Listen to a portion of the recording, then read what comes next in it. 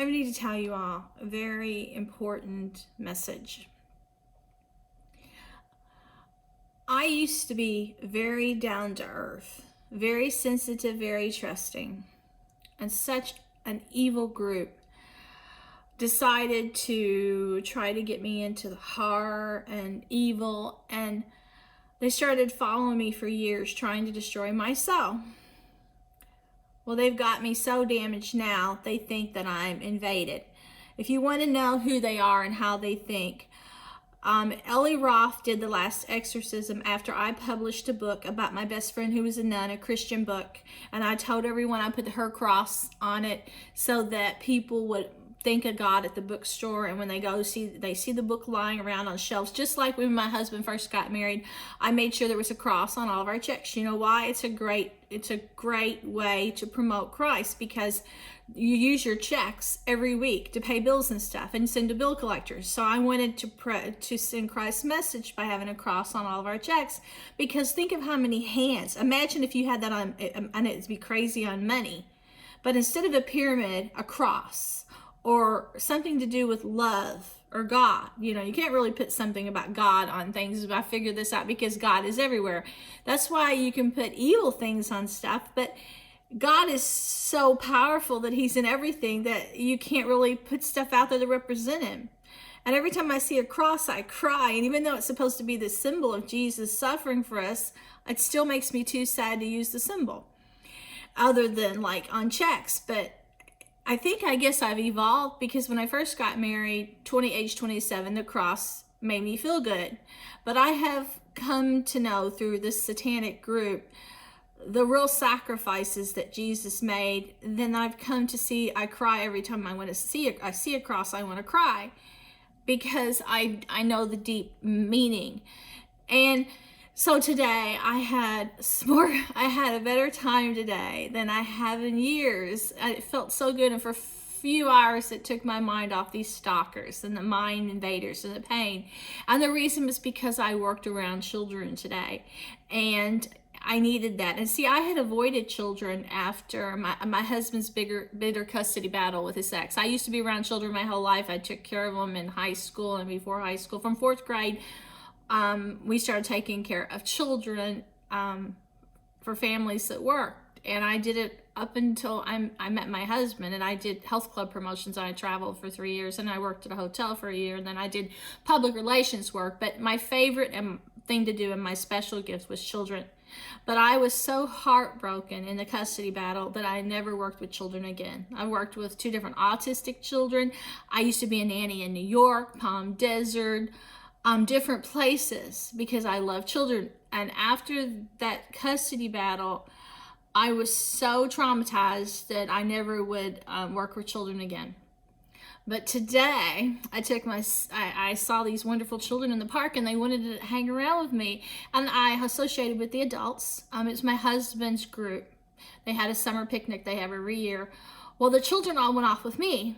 And at the end, one of them cried because she didn't want to leave, and the others just wanted to hang out. So I thought, well, I'm going to try using my camera. My camera I got 2 days ago to test it on people in the park, because it's going to be autumn, and I wanted to make them some photos that they can use, family photos, to remember the season, some keepsake photos.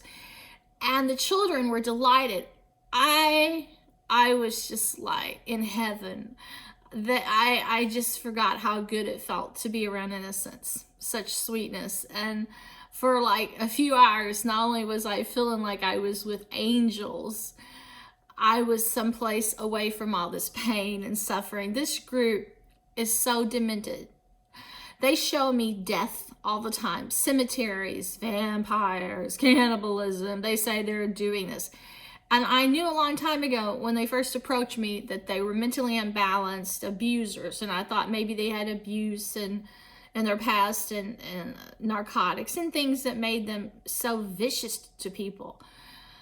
But I just want to tell you, the kind of world they're creating is death. It's a Holocaust, but it's not the world that really matters. They want death, well, they'll have death. They want blood, well, they have blood. But What really matters is appreciating God's power. And one look at beautiful children and I cry with, they're so pristine and perfect, and it's the rarest thing to create life, but to have life so flawless and pure is the most incredible feeling there is. You can't get that in any material thing, any mansion or anything. These people that are so sick in the mind that they fixate on dark and death never understood the meaning in life, never valued God's existence, never valued miracles. I kept thinking they can't be human, but now that they're showing me more of themselves, I see they're not human. They're demons, and it's the devil. They call it aliens. No, it's demons and it's the devil. And the devil hates everything pure and Christ-like, sweet, and powerful. And there's no greater thing than the power of life and innocent life. But this is what life is about. These just beautiful children and things I photographed in the park today. You just got to see one day in the park. I had flyers with bugs, dogs with flyers behind them that looked like Romeo and Juliet, children playing make-believe and climbing rocks. And I tried to use some rocks as a backdrop for the first time and turned out great. This is my first time photographing children. There was so much wildlife and flowers and so many happy faces today in the park. It makes you wonder why anyone would ever turn dark or turn to gothic or want to live in the dark or prefer to come out after night. I've always been a sunshine kind of person. But just look at what one day in the park can produce, and then look at all the evil around you in this Holocaust. Doesn't it make you wonder how people can sink so low and embrace darkness over light? See, I hope you can see this. It's just adorable. Here's the park that we stayed at. Here's the children being spontaneous. Here's the new puppy someone brought. Some beautiful families that joined us today. She's going to have a baby in 1 week, and she hardly looks pregnant. She's so skinny. It's just amazing. There's my husband. There's nothing more beautiful than this. Life, unity, love, absolutely nothing.